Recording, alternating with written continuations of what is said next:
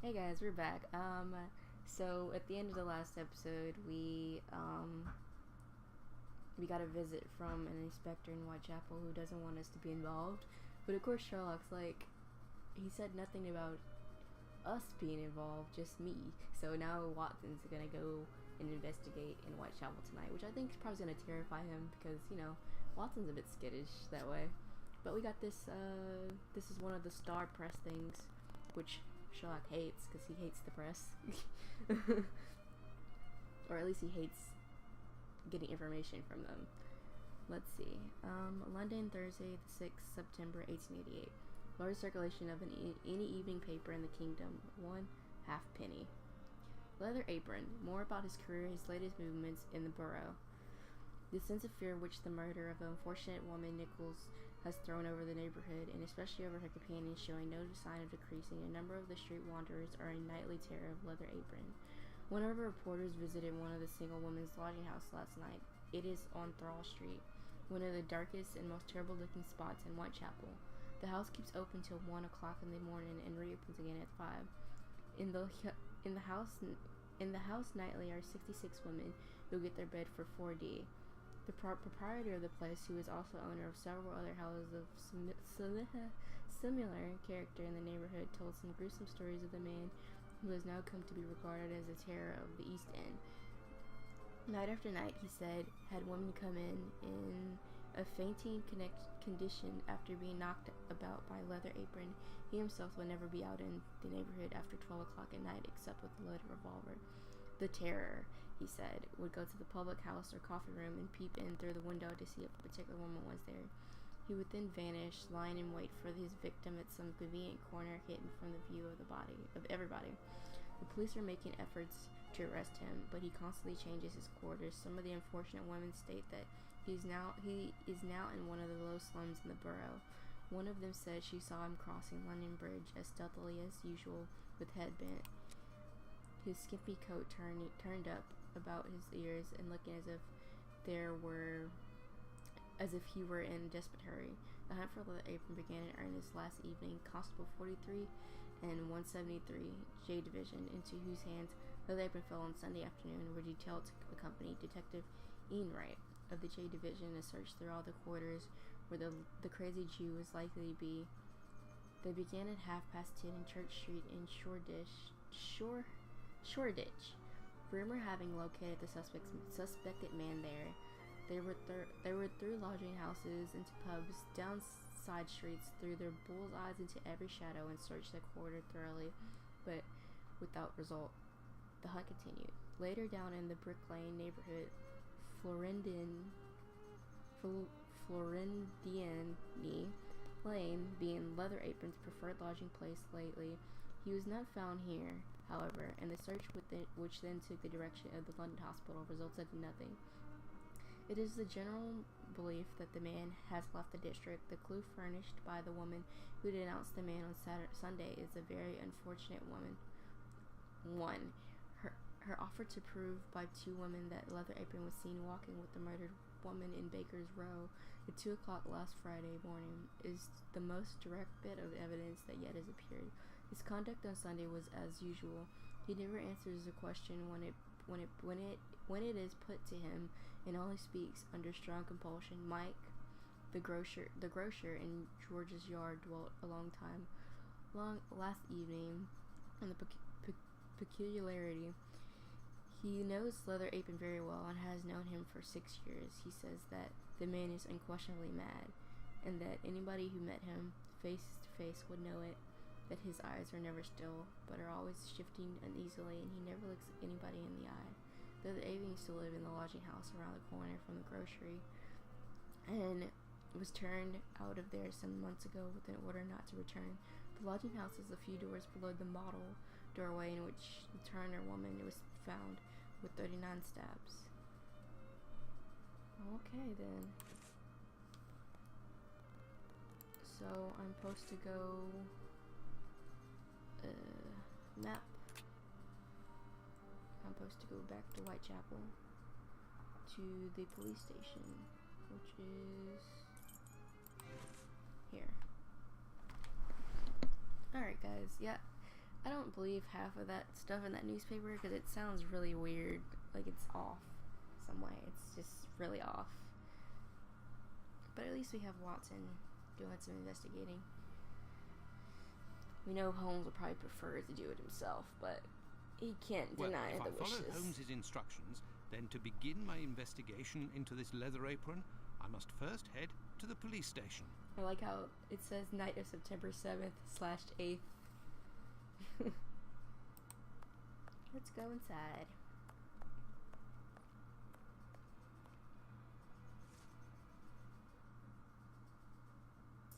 But yeah, basically Holmes can't deny the police when he can, technically, he could probably deny, but he decided not to because the police were kind about it.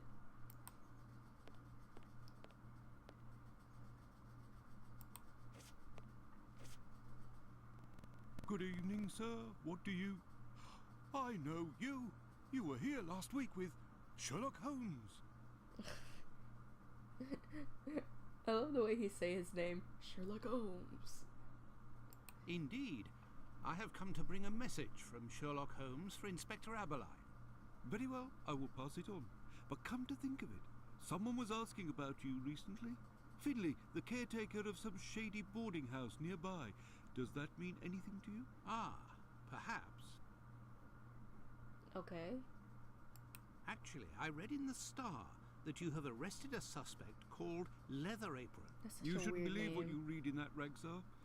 The man is being hunted, but we have yet to get our hands on him, and we aren't close to it either. Why ever not? Bah, he's a specialist in the streetwalker racket. These girls make pitiful witnesses, and we don't inspire confidence. Furthermore, the man seems to be pretty discreet lately. Someone must be helping to hide him. Oh, this reminds me, now that he said that about the police not really being good to the prostitutes, it just reminded me of the show Ripper Street. If you haven't watched that, definitely do. It's so good. I'm on season 2 right now on Netflix, because it's on Netflix. I started watching it like last year, but I jump in and out of watching stuff. Not because I don't like it, it's just that my brain gets a bit tired of some stuff, or I get really emotionally distressed because of events or whatever. But it's a good show. Called Ripper Street is based off basically it's really the same thing. Yeah, it's really interesting though. I really love it, and it has Lou Brayley in, I think, season 3. I want to say Louise Brayley from Sherlock, who plays Molly. She's in there, and I've seen like gifs of her character, who's awesome.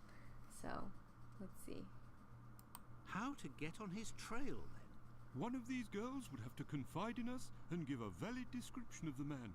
Then we'd ask around the journeymen, who use aprons, I imagine. Huh. Well, goodbye. I must go to Finley's boarding house. Yes, you must. And we're fast traveling because, yes, fast traveling is good.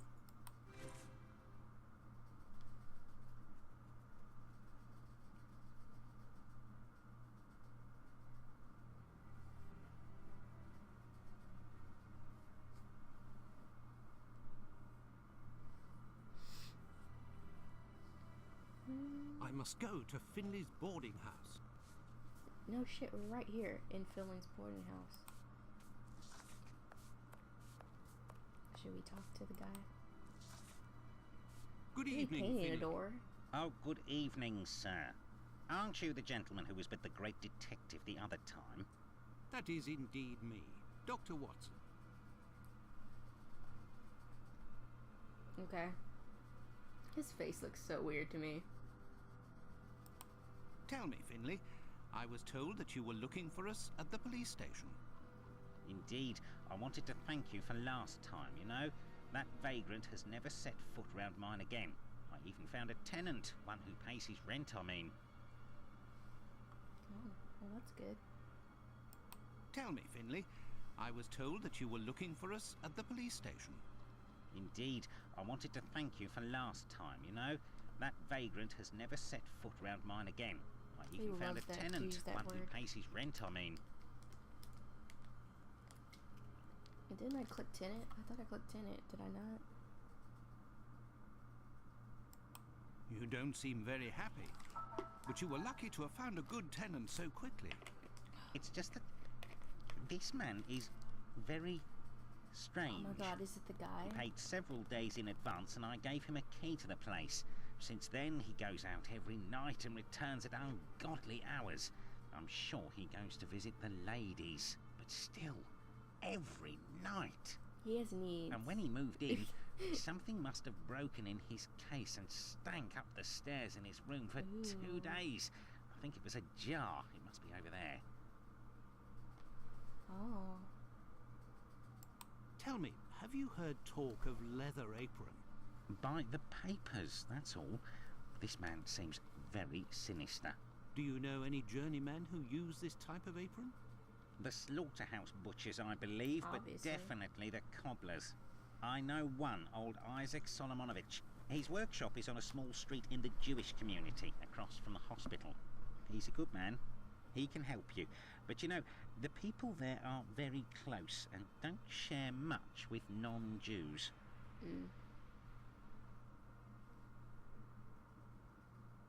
Tell me, have you heard talk... I didn't By- click do you that know it? He's a good... silly thing. Thank you, Finley. At your service, sir. We should probably look at what's on the stairs.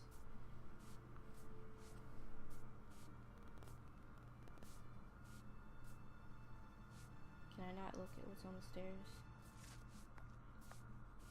Oh, I can. Okay.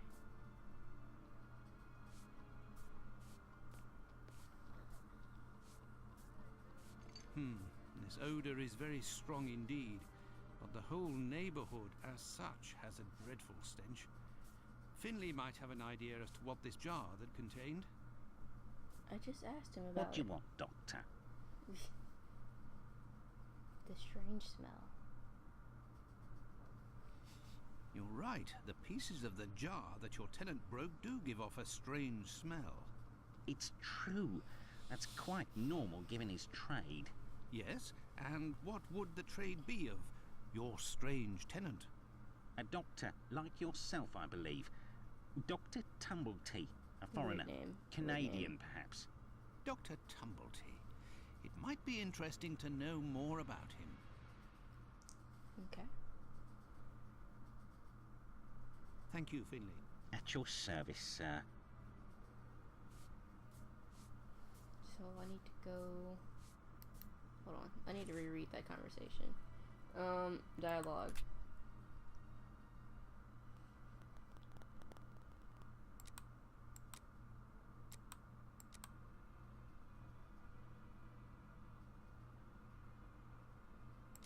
So I think I need to talk to the dude. I need to talk to the guy.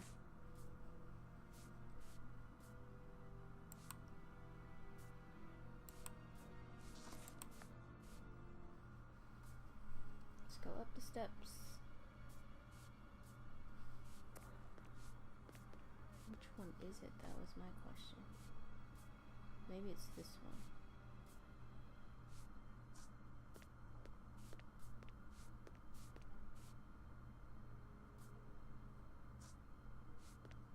Maybe not. Okay.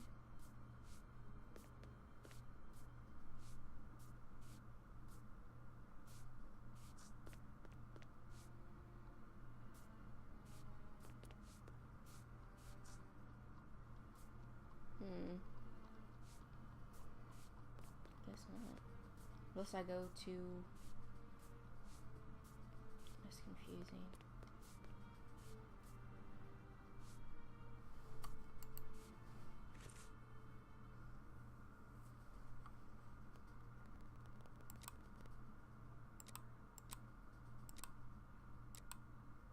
Your other piece of the draw, your tenant broke due to a strange smell is true. That's quite normal given his trade.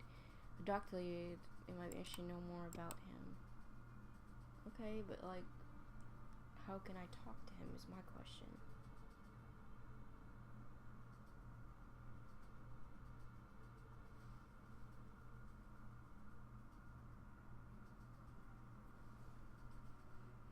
I'm assuming I don't have much else I can do here.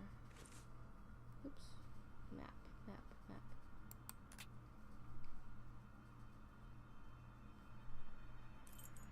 Clinic.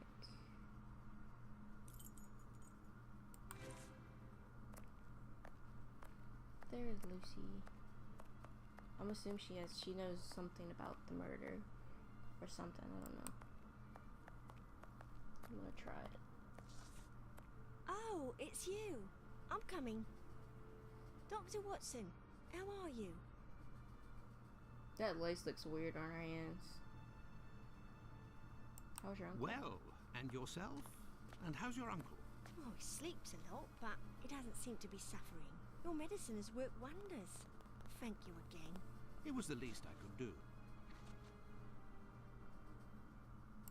I have come to see you about a certain leather apron. Have you heard of him? Oh, yes, of course. Terrible things are said about that man. Have you ever come across him? Goodness gracious.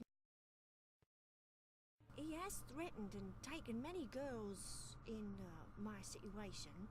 I don't know what more I can say, but Bella will be able to tell you Bella. some. That name sounds familiar. Is she that, is she like the, what they call it? The madam at the, I don't want to call it a whorehouse, because that's not what it is. A brothel. That's what they called it, a brothel. Who is Bella? Bella Pullman.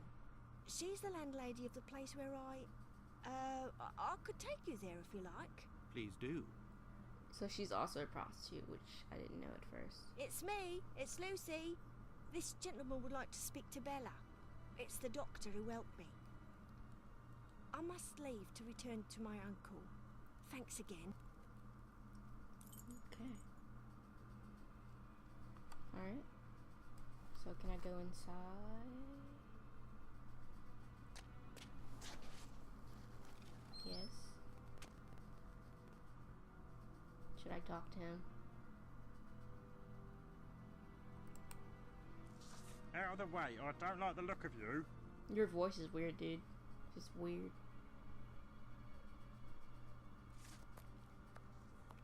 At least he didn't stop me.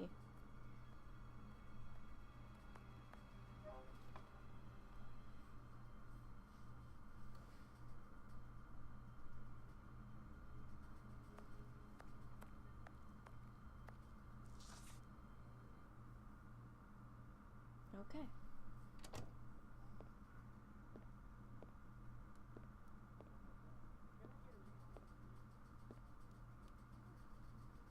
Is that Bella? If you'd be patient, Madam Bella will arrive in a moment. Lovely. I'm in a brothel. Good evening. I am Dr. Watson. It is young Lucy who told me to come see you.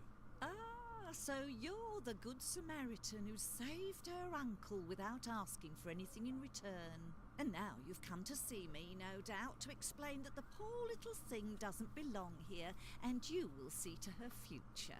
Well, if you expect me to let her leave with you. It's not That's that, Mum. not what we're doing. You should know I am a married man. And why should that matter? Because John doesn't sleep around. I believe there has been a misunderstanding. The reason that Lucy sent me here is that you may be able to give me some information about Leather Apron. Are you a doctor or a constable? I am most certainly a doctor, but I am acting in this matter in a private capacity, and I would like to find this man. Well, if you're able to rid us of him, I'll give you a week's worth of free passes. That man is a thorn in our sides. He spies on the girls in the streets and watches them inside the houses, spying through the windows. Creepy. And as soon as they're finished with a client, he jumps on them without any warning and forces them to give him their money.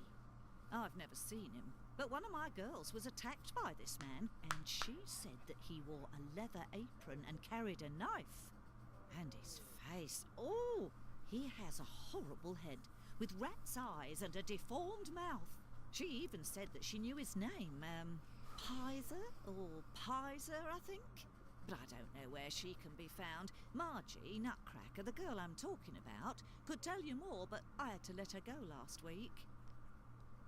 Well, why did you have to let her go? Why did you let Margie go?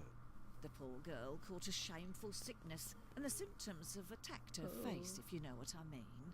So I gave her notice, and a little bit to help her along. I don't know where she is now, but she'll certainly be getting treatment at the clinic if she's still in the neighbourhood. Did you speak to the police? What would they do? Who cares about the girls in the streets? Okay, just asked about the doctor. Would you have received a visit from another doctor, a stranger by the name of Tumblety? I'm just like you, Doctor, sworn to secrecy in my profession. But as I've taken a fancy to you, I can tell you that this name is not unknown to me. And if you do me a little favour, it is possible I might remember something about him. Okay. Would you have received a visit? It's not when I click. This thing is so sensitive. What kind of favour must I do for you? You see that man over there? He's a rich artist, a painter, a regular client round here. Well, yesterday, he came and left his cane in the umbrella stand in the hall before going into one of the rooms. Well, when he returned to this room, the cane had disappeared. It's a cane with a massive silver knob.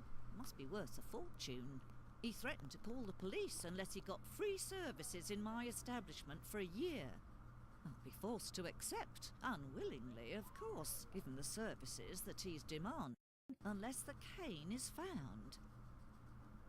Wow, he really wants that freaking cane. It's not that serious. Pretty sure he can afford another one. Did you question the residents regarding the theft? They didn't see anything, and there's not one of them that would risk stealing from a client here. Who was in the room when your weasel of a client was in the chambers? There were a few that came and went, but Mary could tell you better than I can, 'cause she was the one at the counter yesterday. Okay, let's go talk to Mary. Thank you, Ma'am. No problem, my angel. Was she sweet? Let's go talk to Mary. There's papers all over behind that desk.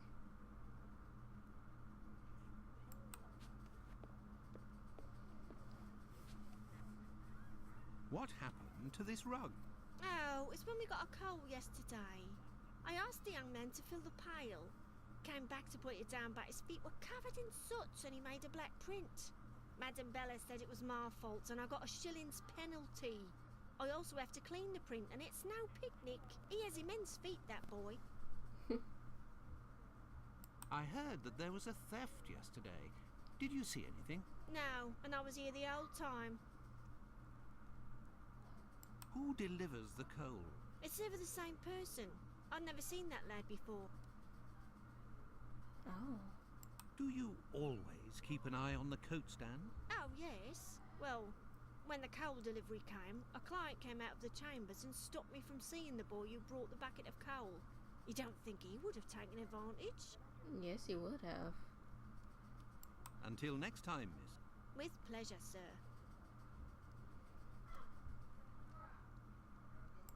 Best not to stray off in that direction. Okay.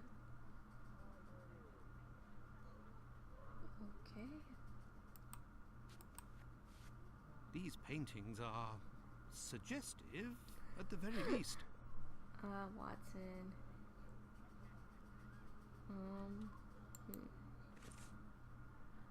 Let's go to the clinic first. I'll come back, but I want to see about the clinic first, because I think this is more of a side thing, unless I can figure out. I'm gonna go to the clinic first, and then I'll figure out about the coal man. Right now, I don't know. Let's go. The dispensary, which I still don't like the name of that place. It's weird. Dispensary.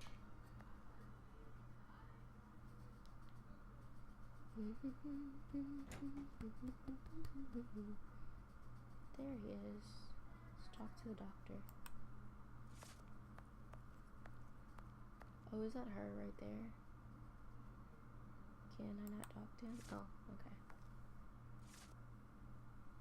Good evening, Doctor.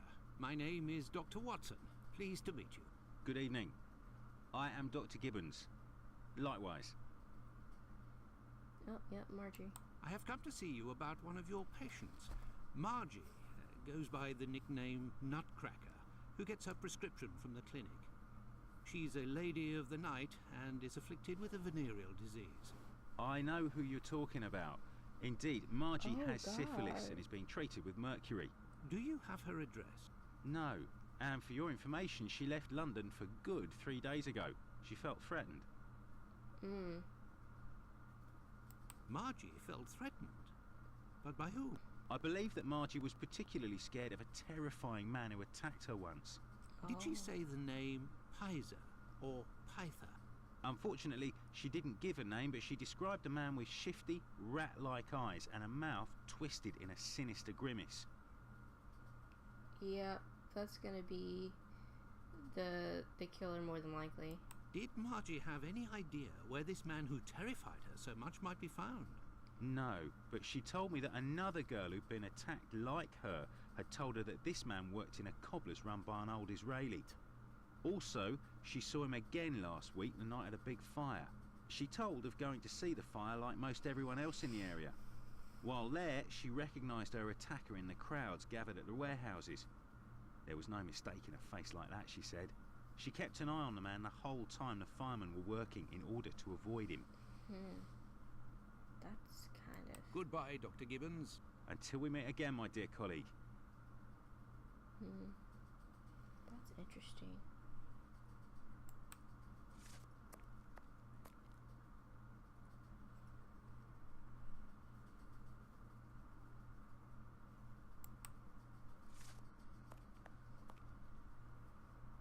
Should I go back to the house then?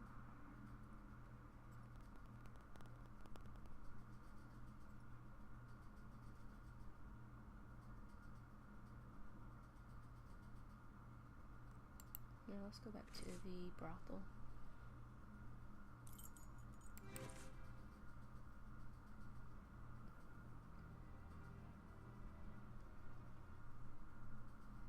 I might try to talk to the skeevy artist guy.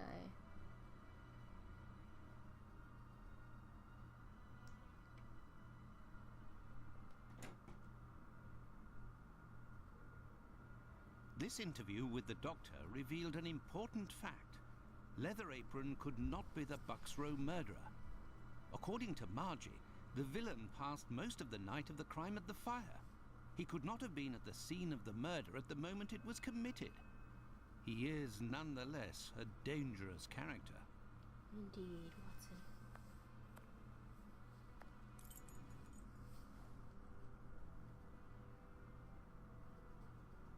Wasn't I trying to go to the brothel? What the hell?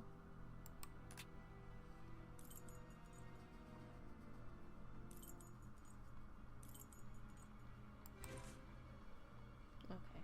I thought I had clicked it, but maybe the cutscene was in the way.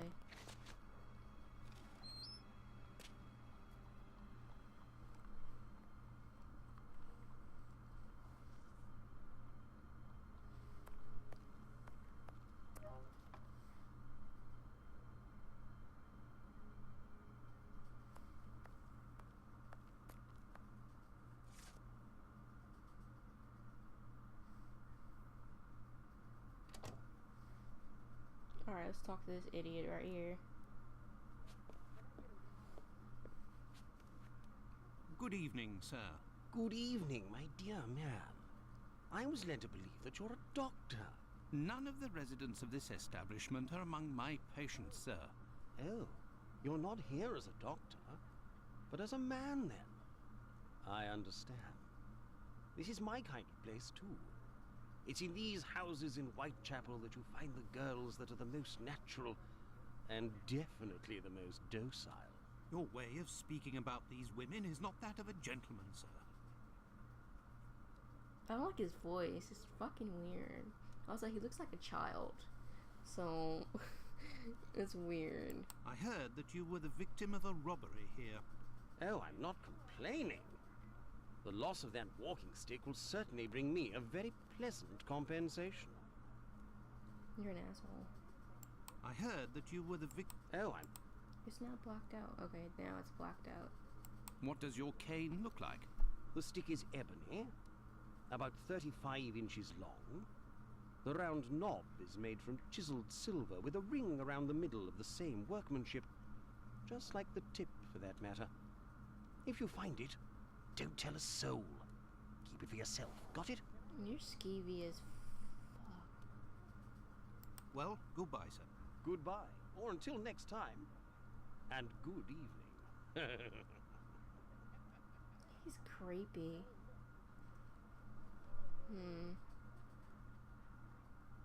He's very creepy.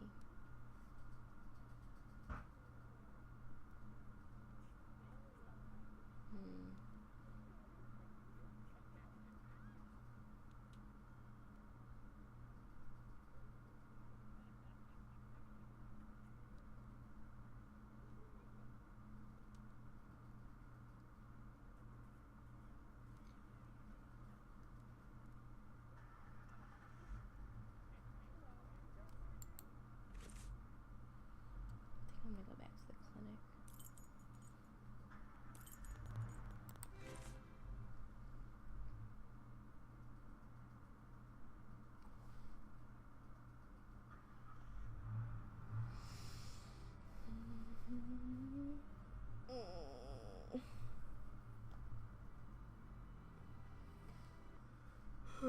Okay.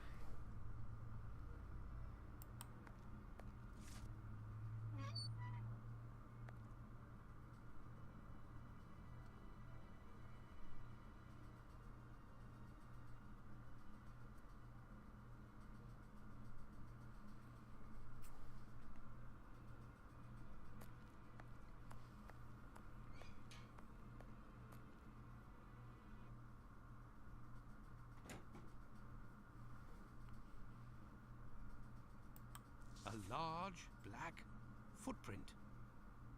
Oh, the Coleman, right? Because he had soot all over himself.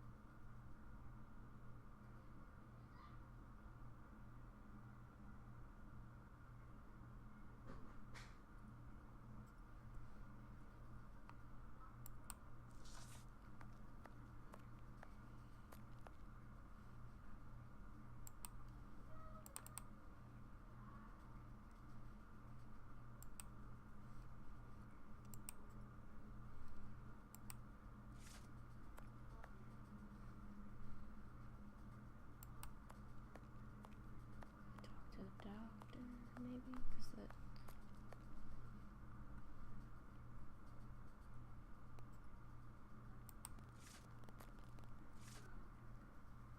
What can I do for you, my dear colleague?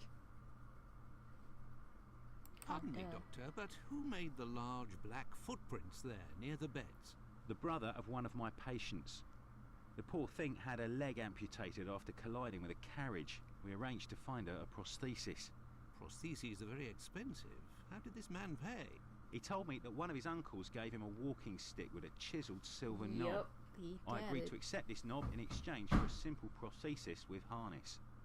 But this object is of great value, and I could finance half a dozen other prostheses by selling it on Petticoat Lane. Doctor, I have reason to believe that the silver knob that you possess is from a cane that was stolen by the man who brought it to you, and I believe I know to whom it belongs. That's what I was worried about. The story of the uncle seemed a little strange. Nevertheless, you must have proof of what you claim. I will show you all of the knobs that we have here. If you find the knob that the young man gave me, I will believe you. Oh, joy. So be it, but something is bothering me. I will need a complete cane, not just a knob. Don't worry, dear chap, build one. I can loan you some tools. Make use of the odds and ends in my cupboard. It'll help get rid of it. Well, I shall try. I will have to remember the description that Sickert gave. Cool. Goodbye, Dr. Gibbons.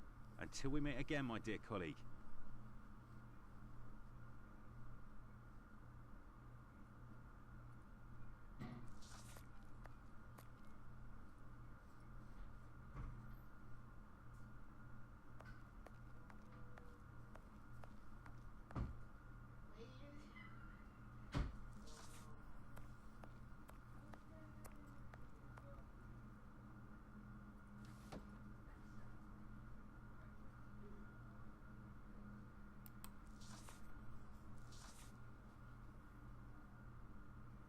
Okay. Now we gotta figure out which one is which. Inventory. Dialogues. Brothel.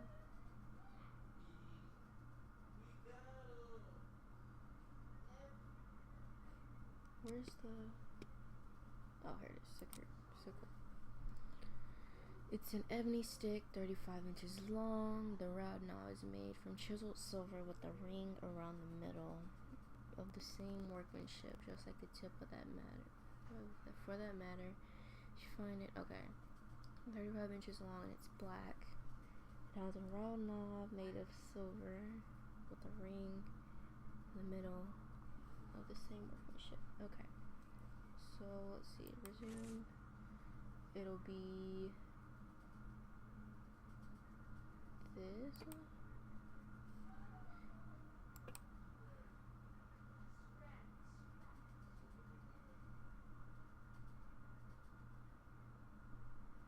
Silver. 35 inches long. The round knob is made from chiseled silver with the ring around the middle.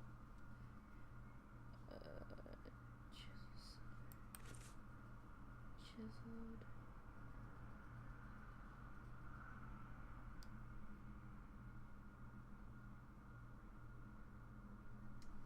Chiseled silver can mean a lot of things. The only silvers we have are this one and this one. I'm gonna do this one. And the same kind, which would be this, oops, this one.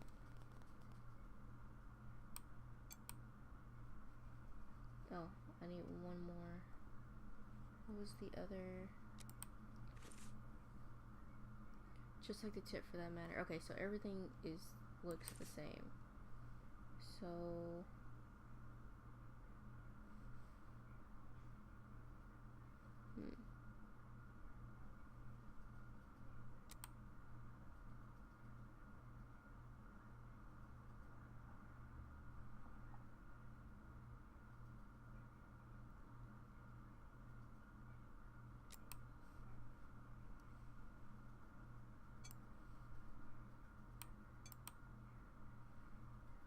So that's obviously not it.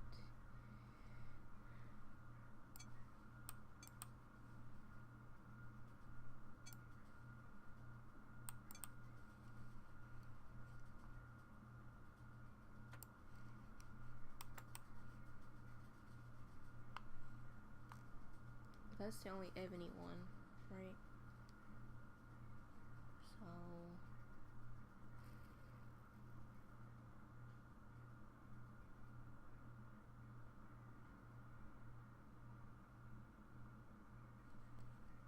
So I guess chiseled means like disformed in some way.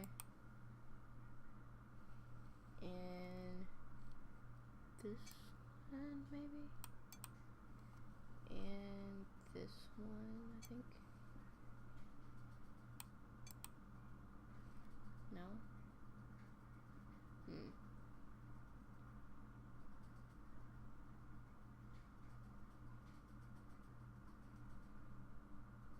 Maybe.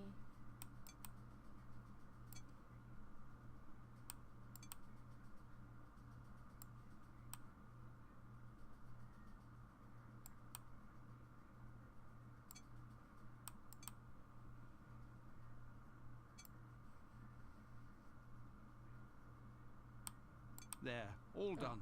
Okay. Holmes couldn't have done better himself. What can I do for you, my dear colleague?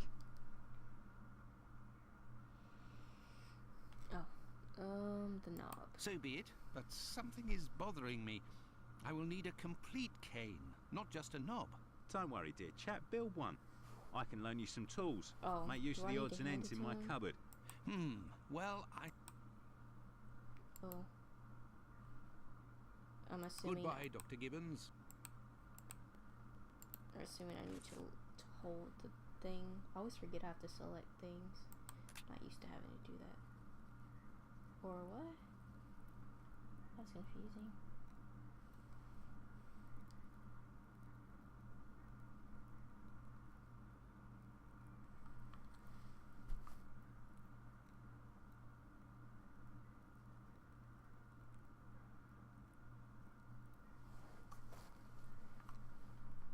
I don't have it, so maybe I didn't pick it up. Alright, let's go back over here.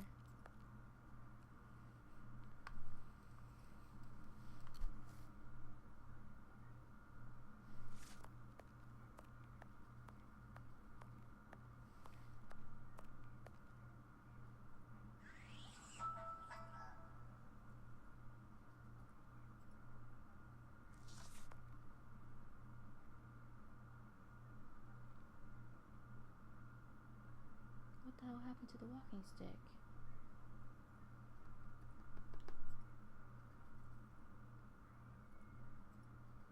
Okay.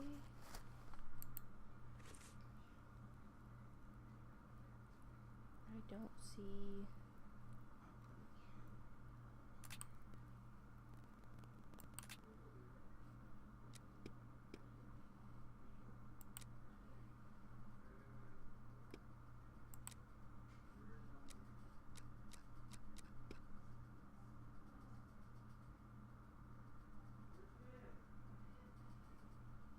Huh.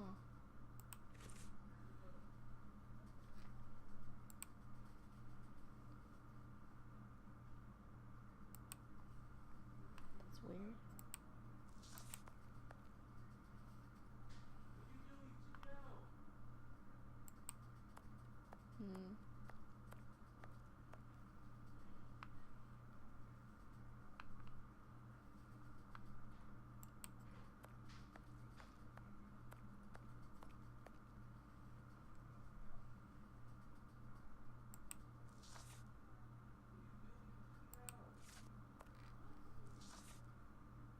What can I do for you, my dear colleague? Okay, but why can't I give him the thing? I believe I found the knob from the stolen cane, Oh, which I okay. succeeded in putting back together. Thought I had clicked That's the it, but one. maybe I didn't. And yet I cannot give it to you, Doctor. I will only return it to the police, and only if there is an official complaint against me. Dude, what the fuck? Would there be a way to convince you to give me the cane? Find me a dozen solid adjustable harnesses for wooden leg prostheses, and it's yours, Doctor. How the hell do you do that? Goodbye, Dr. Gibbons. Until we meet again, my dear colleague. Seriously, how the hell do I do that?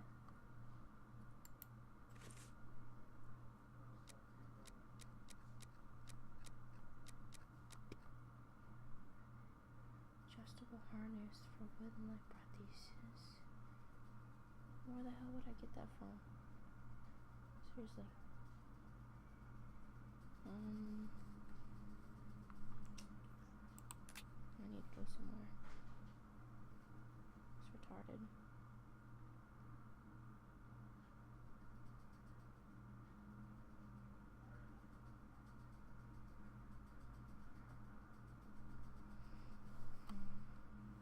say?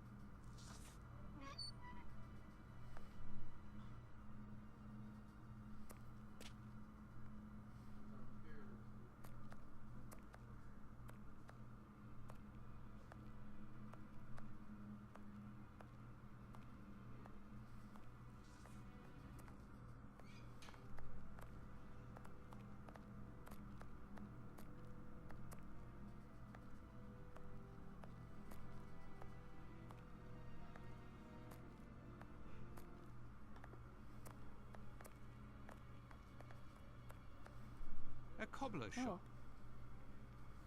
That's where I need to go, I think. Since he said something about... Oh, this is the guy that who told me about There's nobody him. here. How very odd. That is odd. Should we start digging around?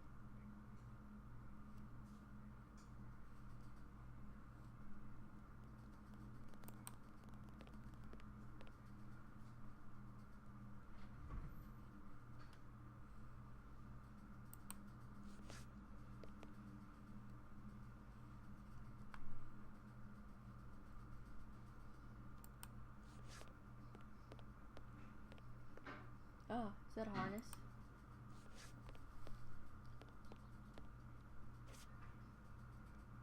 I say, these things look like harnesses. Oh my, they are noisy. That's it, really. Good evening, sir. Pardon the interruption. The door was open. I didn't think that I would find anyone working at this hour. Good evening, sir. I didn't hear you come in. Okay. Say, those things that made noise, they are really harnesses, aren't they? Yes, horse harnesses. But I must tell you, sir, that the store is normally closed at this hour. That is why I've asked you to return tomorrow. Darn. I didn't come about my shoes. I came to speak of a cobbler, perhaps one of your former employees, a man with very particular habits. You aren't with the police by any chance? I'm sorry, but I do not want to speak of anything but shoes with you. Darn. I am not a policeman. I am Dr. Watson. It's Mr. Finley, who told me that you might be in a position to inform me. Ah, that Mr. Finley. He's a very brave man. And if he sent you, then you must certainly be a worthy man also. So, Doctor, who is this cobbler with strange habits? Pizzer. The man of whom I speak is called Pizer or Pyther, a man with a frightening face. Do you know him? Yes, John Pizer. He worked here for a while, but he is no longer here. Oh, interesting. Do you know where I can find him? No, and if you look, you will not find him. Why? Because he is in hiding, Doctor. You see, a week ago, a horrible murder took place in the neighborhood. A rumor circulated that he might have been responsible for this crime. They say he has quarreled with women of certain virtue in the past, if you understand me. We do. Isaac, it is about the Bucks Row case that I have come to see you. I have the certitude and an incontestable witness that Pizer is innocent, at least of this crime, although he has attacked a number of street women. If he doesn't come forward to explain himself to the authorities, he is condemned to hiding and to take the fall for this murder. Furthermore, it will cast suspicions on your community because they must be hiding him. And while the whole police force is hunting for him, they cannot concentrate on the real assassin who roams the streets and, one never knows, may take any one of you any day. If what you say is true, your visit is a godsend to our community, Doctor. I tell you something, I know Sergeant Thick, an honest policeman who lives in the area. I'll tell John's family that he must go there to explain himself. But if you could please go as soon as possible to the police to give them this report that you say is incontestable. I will go as soon as I take leave of you. Thank you. If I can ever be of service in any way, do not hesitate to ask. We need the harnesses. Could we transform your horse harnesses into harnesses for wooden legs? Adjustable harnesses. A good craftsman can do anything, Doctor. And I do believe that's what I am. Come back in a while and it will be done. That will be my thanks for what you have done. Lovely. Thank you. I shall return later. At your convenience, sir. I am spent. I would like to return home, but I promised to go to the police as soon as I could. Now then, let's go to the police station. Let's go.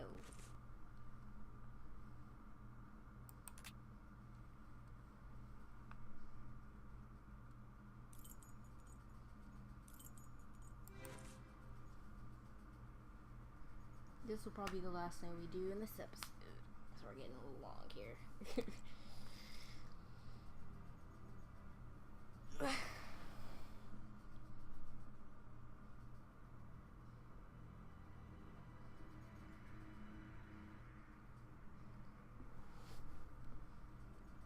I like how it's just me, but I'm pretty sure the guy is with us too. Unless he isn't. Which he might not be because he's supposed to be working on the harnesses. That is confusing.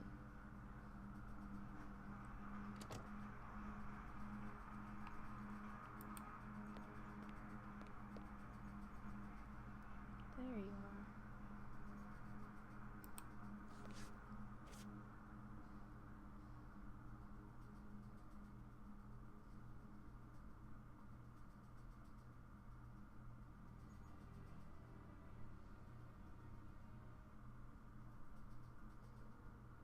Oh dear. Another one? I think this is on Cobble Street, maybe. Will you? Cat's meat? Oh Yes. my god.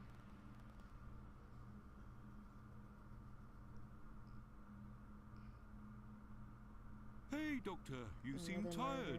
Were you Another murder wandering is the happening. darker parts of Whitechapel all night? You could say that.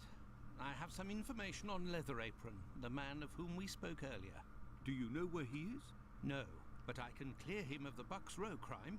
A witness proved him totally innocent.